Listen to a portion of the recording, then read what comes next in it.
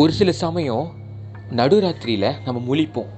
முழிச்சு பார்க்குறப்ப திடீர்னு எதிரில் ஏதோ ஒரு உருவம் இருக்கிற மாதிரி இருக்கும். கிட்ட போயிட்டு பார்க்குறப்ப தான் அடைச்ச சட்டையை தான் இப்படி போட்டு வச்சுருக்கோமான்னு சொல்லிட்டு நமக்கே நம்மளை பார்த்து ஒரு மாதிரி இருக்கும்.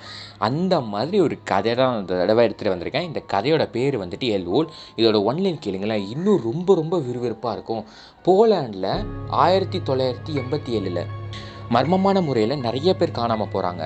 அவங்கள கண்டுபிடிக்கணும்னு நினைக்கிற நம்ம ஃபாதர் மேரிக் அவர் வந்துட்டு அந்த ஊருக்கு வராரு. வந்து அந்த ஊரில் இருக்கிற சர்ச்சில் தங்குறாரு. அந்த சர்ச்சில் அவரை சுற்றி நடக்கிற மர்மமான விஷயங்கள், இதில் அவரை கண்டுபிடிச்சாரா இல்லையா, இதுக்கு நடுவில் ஒரு கிரியேச்சர் இருக்குன்ற விஷயத்தையும் அவர் கண்டுபிடிக்கிறாரு. இதிலெல்லாம் இருந்து அவர் எப்படி தப்பிக்கிறாருன்ற விறுவிறுப்பான கதை தான் நான் இந்த தடவை எடுத்துகிட்டு வந்திருக்கேன். So welcome to popcorn and cinema. Popcorn எடுத்துக்கோ, சவுண்டை ஏற்றிக்கோ, மூவி எக்ஸ்பிளனேஷனை கேட்டுக்கோ. சீனை ஓப்பன் பண்ணால் யாரோ ஒரு ஃபாதர் வந்துட்டு கார் ஓட்டிகிட்டு வராரு. அவர் கையில் ஏதோ ஒரு குழந்தை வேறு இருக்குது. உடனே சர்ச்சுக்குள்ளே போயிட்டு கர்த்தர் முன்னாடி அந்த குழந்தைய வச்சுட்டு ஒரு கத்தியை வேறு எடுக்கிறாரு. எடுத்து குத்த ட்ரை பண்ணுறாரு அந்த குழந்தைய. கர்த்தரே என்னை மன்னிச்சிருங்க, இந்த சாத்தானை என் கையால் அழிச்சாகணும் அப்படின்னு சொல்லிட்டு வேண்டிக்கிட்டு குத்த ட்ரை பண்ணுறாரு. அதே நேரத்தில் ஒரு 2 போலீஸ்காரங்க வராங்க. வந்துட்டு இன்னும் சுற்றுவோம், அந்த கத்தியை கீழே போடு அப்படின்றாங்க. ஆனால் அவர் கொல்ல ட்ரை பண்ணுறாரு அந்த ஃபாதரு. அவ்வளோதான், அந்த 2 போலீஸ்காரங்க சுட்டு கொல்றாங்க. அதே நேரத்தில் அந்த குழந்தைய காப்பாற்றுறாங்க. இதோட இந்த சீன் வந்து க்ளோஸ் ஆகுது.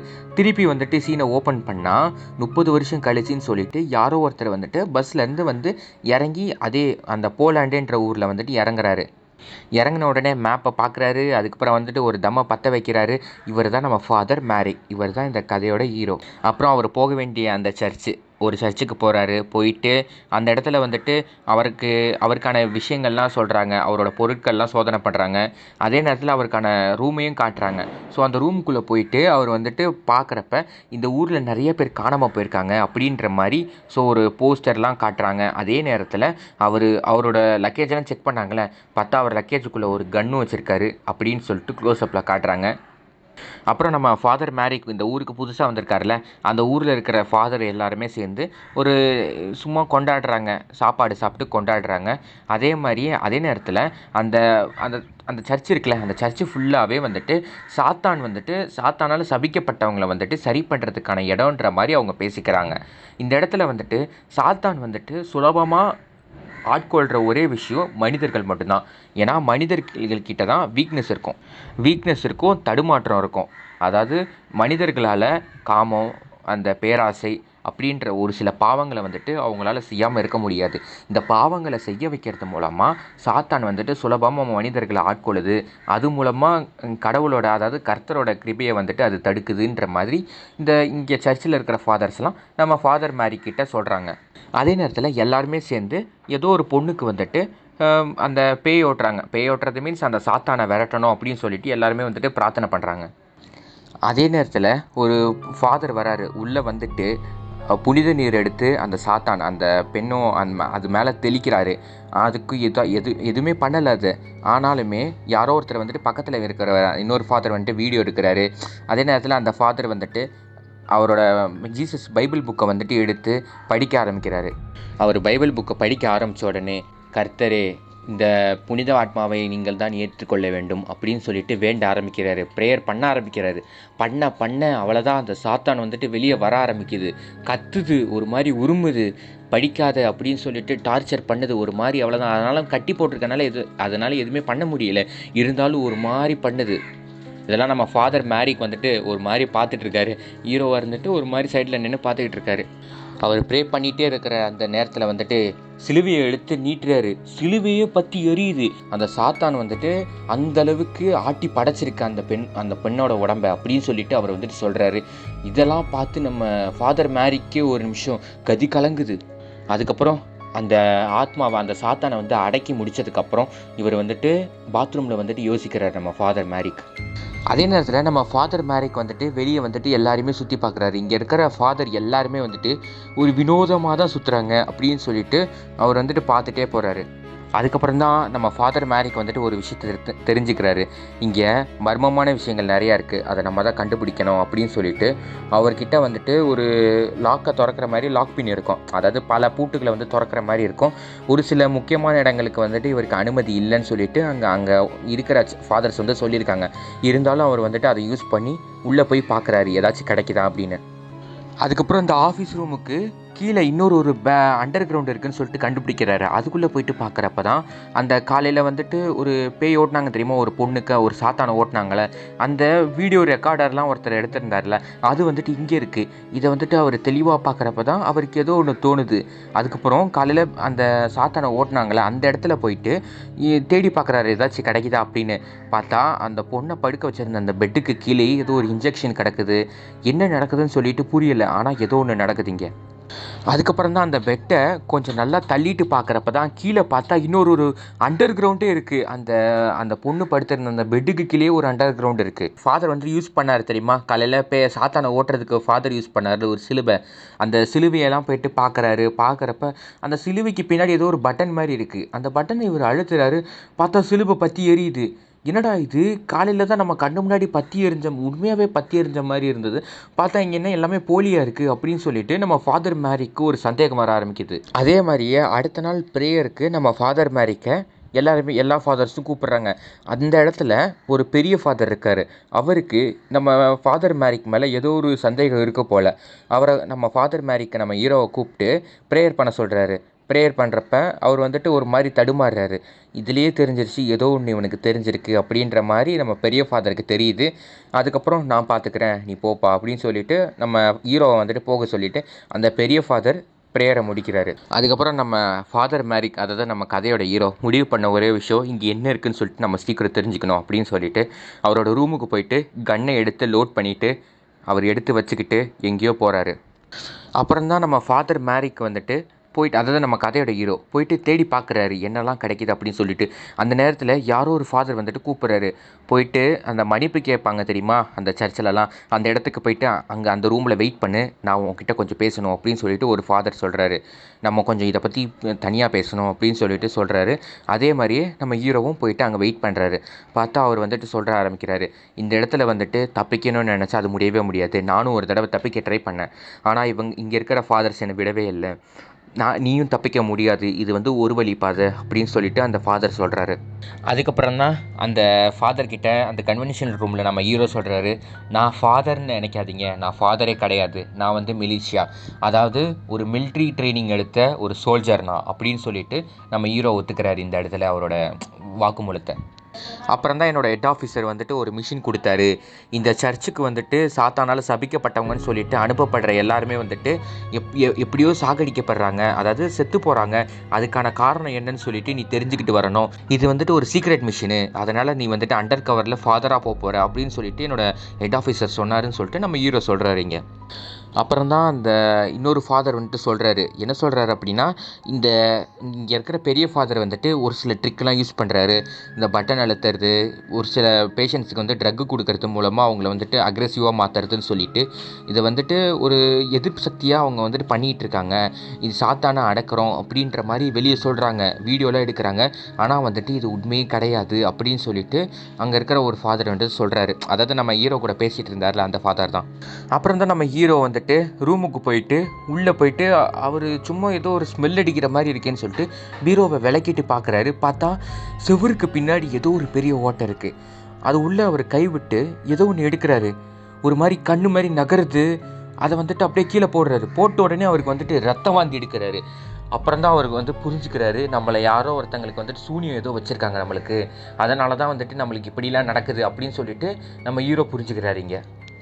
அதுக்கப்புறம் தான் நம்ம ஹீரோ என்ன பண்ணுறாரு அப்படின்னா, அந்த அந்த சர்ச்சுக்கு பின்னாடியே வந்துட்டு புதைக்கிறாங்களே, ஸோ அதை வந்துட்டு அவர் வந்துட்டு போயிட்டு தோண்டி பார்க்குறப்ப தான் என்ன இருக்குது அப்படின்னா, ஓப்பன் பண்ணி பார்த்தா உள்ளே எந்த ஒரு டெட் பாடியுமே இல்லை, சும்மா தான் புதைச்சி வச்சுருக்காங்க. இந்த ஷாக்கோடு இங்கே சீன் முடியுது. அதுக்கப்புறம் திருப்பி நம்ம ஹீரோ தூங்கிட்டு இருக்கிறாரு. முழிச்சு பார்த்தா நம்ம ஹீரோ வந்துட்டு யாரோ இன்னொரு ஃபாதர் வந்துட்டு கட்டி போட்டு வச்சுருக்காரு. கட்டி போட்டு வச்சுட்டு கம்முன்னு உன்கிட்ட பேசணும் அப்படின்னு சொல்லிட்டு சொல்கிறாரு யாரோ ஒரு ஃபாதரு. அதே மாதிரியே நம்ம ஹீரோவை பார்க்க ஒரு பெரிய ஃபாதர் வர்றாரு. வந்துட்டு உடனே அவ்வளோதான் சாப்பாடு எடுத்து ஊட்டி விட ட்ரை பண்ணுறாரு. ஆனால் நம்ம ஹீரோ முரண்டு பிடிக்கிறாரு, சாப்பிட மாட்டேன்னு முரண்டு பிடிக்கிறாரு, இருந்தாலும் ஊட்டி விட்றாங்க. அதுக்கப்புறம் நேரம் அப்படியே போகுது. நம்ம ஹீரோவோட ஒரு கட்டு வந்துட்டு அவிழ்கிற மாதிரி இருக்குது. அவ்வளோதான், அவுந்த உடனே யாரும் இல்லைன்னு தெரிஞ்ச உடனே தப்பிக்க ட்ரை பண்ணுறாரு. இன்னொரு ஃபாதர் வந்துட்டு அவர் கூட சண்டை போட ஆரம்பிக்கிறாரு நம்ம ஹீரோ கூட.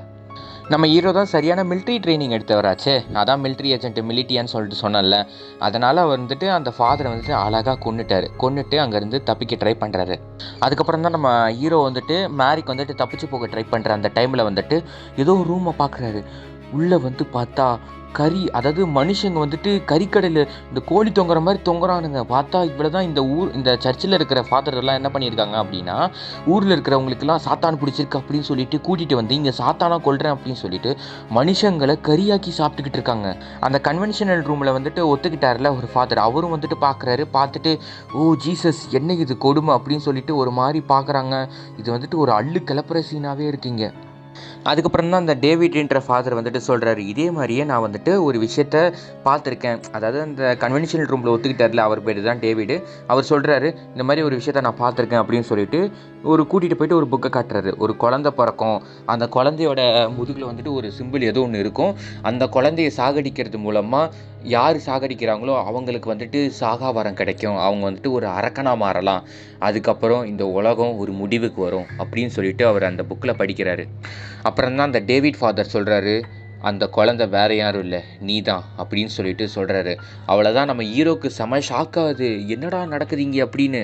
அப்புறம் தான் அந்த டேவிட் ஃபாதர் சொல்கிறாரு, அவங்க எல்லாரும் சேர்ந்து உன்னை கொன்னாதான் அவங்க வந்துட்டு அரக்கர்களாக மாற முடியும், இந்த உலகத்தை வந்துட்டு ஒரு முடிவுக்கு எடுத்துகிட்டு வர முடியும் அப்படின்னு சொல்லிட்டு அவங்க வந்துட்டு முடிவு எடுக்கிறாங்க. அப்படின்னு சொல்லிட்டு நம்ம டேவிட் ஃபாதர் சொல்கிறாரு, இங்கேருந்து நீ எப்படியாவது தப்பிச்சாகணும் அப்படின்னு சொல்லிட்டு அவர் சொல்கிறாரு.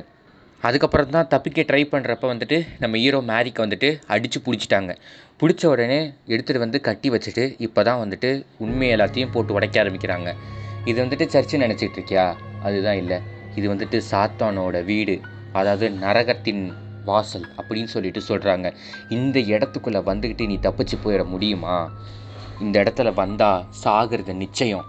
அதுவும் இல்லாமல் நீ வந்துட்டு சாகணுன்றதுக்காகவே பிறக்கப்பட்ட ஒரு பையன், நீ பிறந்த அப்போவே வந்துட்டு உன்னை கொன்று இருப்பாங்க. அந்த நேரத்தில் வந்த போலீஸ்காரங்க தான் உன்னை காப்பாற்றிட்டு போயிட்டு மிலிட்ரியில் சேர்த்து விட்டாங்க.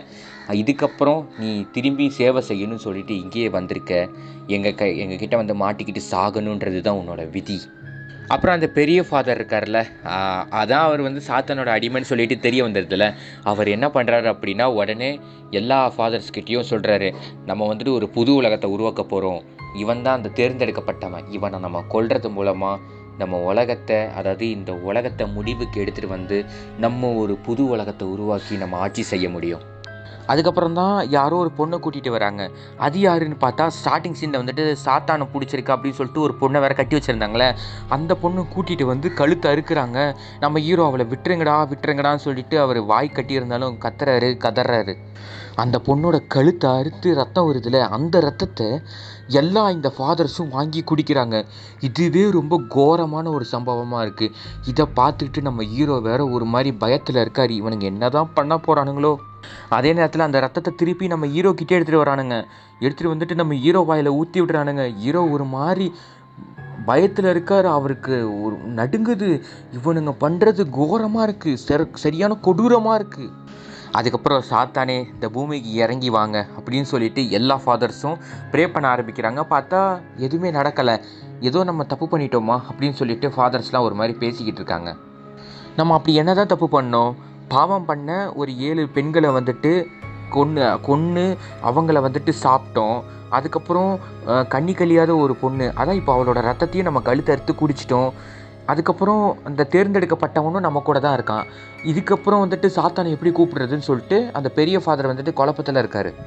ஐயோ நம்ம ஏதோ ஒரு தப்பு பண்ணிட்டோமே அப்படின்னு சொல்லிட்டு நம்ம ஹீரோவை கத்தி எடுத்து சச்சக்கன்னு குத்தி அவ்வளோதான் நம்ம ஹீரோவை தூக்கி கிணத்துக்குள்ளே போட சொல்லிட்டான். கிணத்துக்குள்ளே போட்டுட்டு அவ்வளோதான். அந்த பெரிய ஃபாதரும் மற்ற இருக்கிற ஃபாதர்ஸ்லாம் வந்துட்டு தனியாக யோசிச்சுட்டு இருக்காங்க, என்ன தான் நம்ம அப்படி தப்பு பண்ணியிருப்போம் அப்படின்னு சொல்லிட்டு.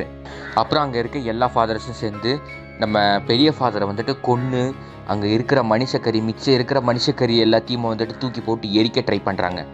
அப்புறம் தான் எல்லாம் முடிஞ்சிருச்சின்னு சொல்லிட்டு நம்ம அந்த பெரிய ஃபாதரோட இடத்துக்கு வந்துட்டு இன்னொரு ஃபாதர் வர்றார். வந்துட்டு எல்லாருமே வந்துட்டு ப்ரே பண்ணிகிட்ருக்கிறப்ப வந்துட்டு அதே நேரத்தில் நம்ம கிணத்துக்குள்ளே தூக்கி போட்டாங்களே நம்ம ஹீரோவை, அப்படியே கிளிம்ஸ் காட்டுறாங்க. நம்ம ஹீரோக்கு என்னாச்சு அப்படின்னு சொல்லிட்டு பார்த்தா உயிரோடு தான் இருக்கார்.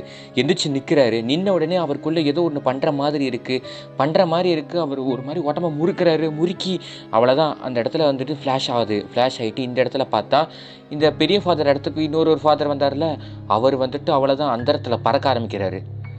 பறந்து அவ்வளோதான் அவர் உடம்புல இருந்து அப்படியே பூச்சியாக வர ஆரம்பிக்குது. அவ்வளோதான். அவர் உடம்பே அப்படியே கரைஞ்சு போயிடுச்சு. கரைஞ்சதுக்கப்புறம் இருக்கிற மற்ற ஃபாதர்ஸ்லாம் ஒரு மாதிரி பயப்படுறாங்க. அப்புறம் அந்த இடத்துக்கு வந்துட்டு ஒரு ஒரு வினோதமான கிரியேச்சர் வருது. இது வந்துட்டு என்னது, சாத்தானா இல்லை என்ன ஏதுன்னு சொல்லிட்டு அரக்கனான்னு தெரியல. ஒரு கொடூரமான ஒரு ஜந்து மாதிரி இருக்குது. எல்லாருமே வந்துட்டு அது அவ்வளோதான். அதோட சிம்பிள், அந்த சாத்தான் சிம்பிள்னு சொல்லிட்டு சொல்லுவாங்கள்ல, நம்ம சிலுவையை வந்துட்டு தலைகீழ போட்டால் அந்த தலைகீழ மாற்றினா இப்படி இருக்கும். அவ்வளோதான். அங்கே இருக்கிற ஃபாதர்ஸ் எல்லாருமே ஒரு மாதிரி தலைகீழ நிற்கிறாங்களா, இது பார்க்க ஒரே கோரமாக இருக்குது. அதே நேரத்தில் அங்கே வந்துட்டு கொடூரமாக அவ்வளோதான், அந்த சாத்தான் வந்துட்டு அங்கே இயேசுவோட சிலுவையை பார்த்து சிரிக்க ஆரம்பிக்குது. அந்த பில்டிங்கே இடிய ஆரம்பிக்குது. அதே நேரத்தில் அந்த சர்ச்சுக்கு வெளியே காட்டினா வானத்துக்குள்ளே ஏதோ ஒரு போர்ட்டல் மாதிரி ஓப்பன் ஆகி அந்த உலகத்தில் இருந்துட்டு அப்சைடு டவுன் மாதிரி, இங்கே வந்துட்டு நேராக நம்ம இப்படி நேராக இருக்கோம்னா அங்கே வந்துட்டு தலைகீழ இருந்து அந்த உலகம் இந்த பூமிக்குள்ளே வர மாதிரி, அந்த அரக்க உலகம் இதுக்குள்ளே வர மாதிரி இந்த மூவியை இங்கே முடிக்கிறாங்க. கடைசியாக ஹெல் ஹோல் அப்படின்னு சொல்லிட்டு போடுறாங்க. ஸோ இந்த கதையிலேருந்து நம்ம தெரிஞ்சுக்கிட்ட விஷயம் என்ன அப்படின்னா, ஒரு கொடூரமான ஜந்து இந்த கதையில் இருக்குது. அதாவது ஜந்துன்னு சொல்ல முடியாது, அது வந்து ஒரு சாத்தான். அந்த சாத்தான் இந்த பூமிக்கு வரணும் அப்படின்னு சொல்லிட்டு நினைக்குது. அதனால கிரியேட் பண்ணப்பட்ட ஒரு புக், அதனால் உருவாக்கப்பட்ட ஒரு புத்தகம் தான், ஒரு புத்தகத்தை வந்துட்டு இந்த பூமிக்கு அனுப்பி வச்சிருக்கு. அந்த புத்தகத்தில் இருந்த விஷயங்களை படித்து நம்ம வந்துட்டு ஒரு அரக்கனாகலாம், நம்ம வந்துட்டு அதாவது சாவே இல்லாத ஒரு அரக்கனாக வாழலாம் அப்படின்னு சொல்லிட்டு மனிதர்களுக்கு பேராசையை காட்டியிருக்கு. அந்த பேராசையை அவங்க கரெக்டாக பயன்படுத்திக்கணும்னு சொல்லிட்டு நினச்சதுனால தான் இந்த சாத்தான் வந்துட்டு உயிர் தெளிந்திருக்கு. அது மூலமாக அதோட உலகத்தை நம்ம உலகத்துக்கூட சேர்த்துருக்கு. ஸோ தேங்க்ஸ் ஃபார் வாட்சிங். Thank you guys. மறக்காமல் சப்ஸ்கிரைப் பண்ணிவிட்டு போங்க. ஏன்னா வந்துட்டு உங்களுக்கு ஒவ்வொரு கண்டென்ட்டாக நான் தேடி கண்டுபிடிச்சி புது கண்டென்ட்டாக போடுறேன். ஸோ அதனால் சப்ஸ்கிரைப் பண்ணிக்கிட்டிங்கன்னா தான் ஒரு மோட்டிவேஷனாக இருக்கும் எனக்கு.